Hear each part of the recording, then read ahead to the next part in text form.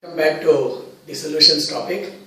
So we are studying ideal and non-ideal solutions along with the examples, attractive forces, etc. Now let us see the vapor pressure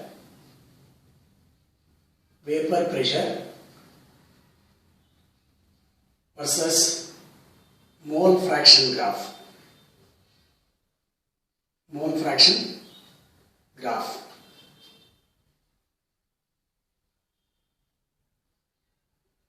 When we consider this vapor pressure and mole fraction graph, we have to consider the liquids, one with lower vapor pressure, the other one with higher vapor pressure.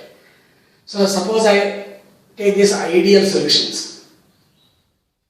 In ideal solutions, I am taking actually this liquid A and B. The vapor pressure of A is lesser than vapor pressure of B. In my explanation, I am taking this liquid A with lower vapor pressure and B with higher vapor pressure. Then when you draw the graph of A versus, mole fraction versus vapor pressure. So this is mole fraction. Along this y-axis, I am taking this vapor pressure.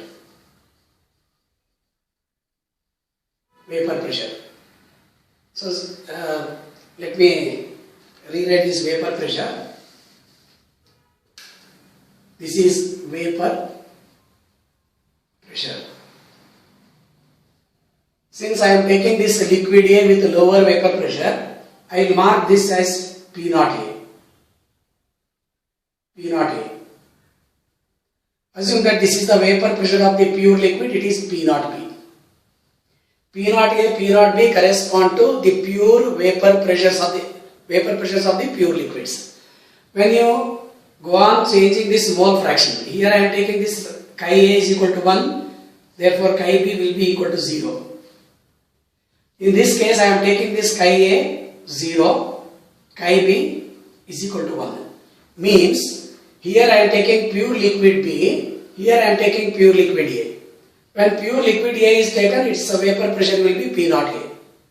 When you go on mixing with the liquid B, gradually the mole fraction of A gradually decreases, while the mole fraction of the B gradually increases. Since vapor pressure of B is more, the total vapor pressure gradually increases. So it goes on increasing from this to this, like this. So this is total vapor pressure, which can be written as PA plus PB. But PA is chi A into P0A, PB is equal to chi B, P0B. Since mole fraction of B goes on increasing from left to right, the vapor pressure, total vapor pressure also goes on increasing. But when it becomes pure liquid B, it is P0B. The variation of this vapor pressure of B is indicated like this. So this is vapor pressure of B, PB, that is indicated as chi B into P0B. If you take the vapor pressure of A, as the mole fraction of A goes on increasing from right to left, the total vapor pressure of the A also goes on increasing. So this is PA is equal to chi A P0A. When we observe this vapor pressure versus mole fraction graph, all these three vapor pressure mole fraction graphs are linear in case of the ideal solution. Since there is an increase in the mole fraction of this B as we move from left to right, the total vapor pressure also goes on increasing because P0B is higher than the P0A.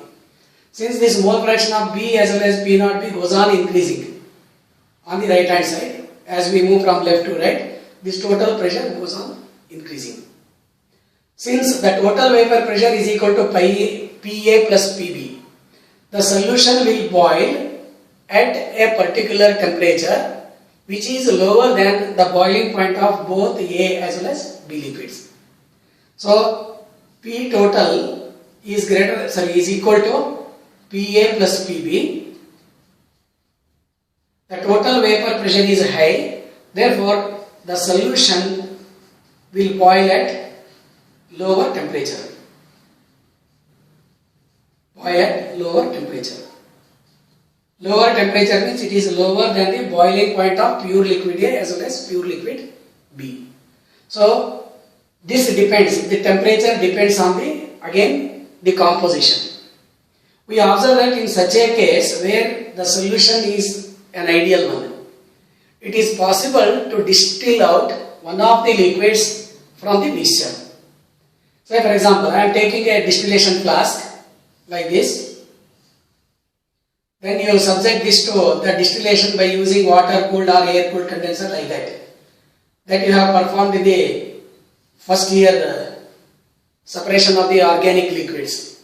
When we consider such a distillation flask, when you take the mixture of A and B forming an ideal solution, the one with the lower vapor pressure will boil first. So in the distillate that we collect, the liquid A will be richer, while in the residue, the liquid B will be richer. This is called the distillate 1. If you redistill again by taking this mixture of A and B, then we get the A becoming pure and pure, while B will be remaining in the residue. So by this method of distillation or fractional distillation method, we can purify both the A and B components, or we can separate the two components from the solution. So it is possible to separate the components from one another from a solution only if the solution is an ideal one. Then if you take the graph of non-ideal solution with positive deviation,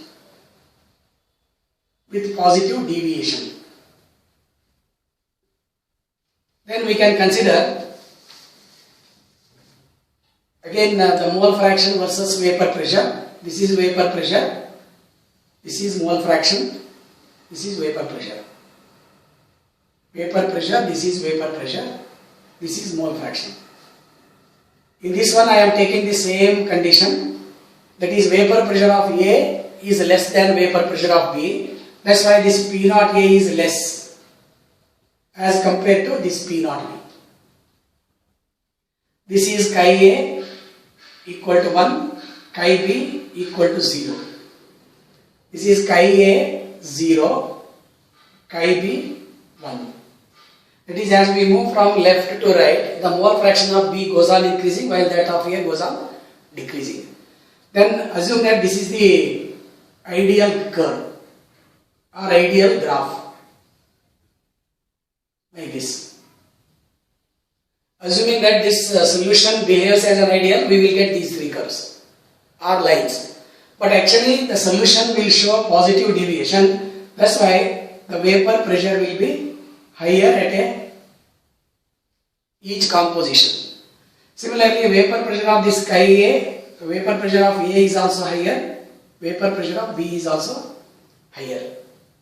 So this is total vapor pressure, this is vapor pressure of B, this is vapor pressure of A.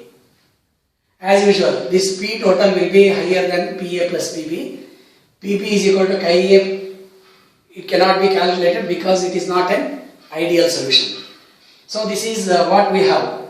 One additional information is at this particular composition. Say this is chi A about 0.7 and chi B 0.3. Assume at that particular composition, it varies from liquid to liquid mixture. So assume that at this particular composition, the vapor pressure is reaching a maximum value. Since the vapor pressure is highest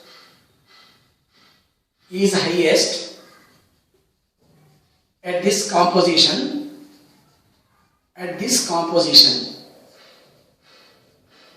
the boiling point will be lowest. It will be lower than the boiling point of both the liquids. Say for example, if I am taking this ethanol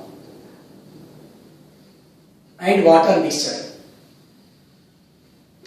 if you go on distilling the normal alcoholic solution that is obtained from the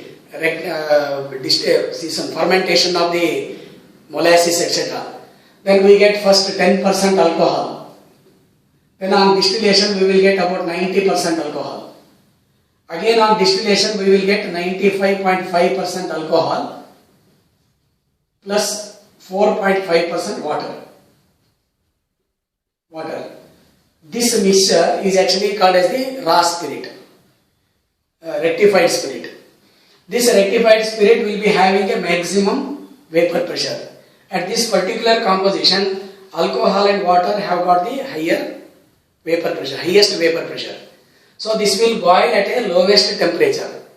Another important thing is, when this reaches this maximum point, there will be no separation of the two components further. So such a solution which boils at constant temperature without separation of the components is called an azeotrope.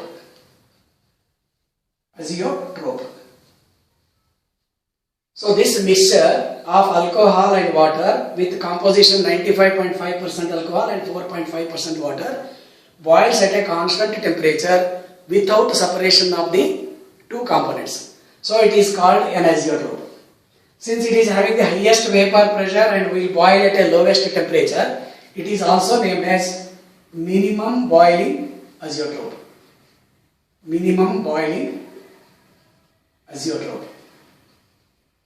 Azeotrope is the mixture which boils at constant temperature without separation of the two components from such a composition. Only at particular composition they will form the azeotrope. So about the same non-ideal solution with negative deviation, showing the negative deviation and all these explanations we will consider in the next video. Thank you.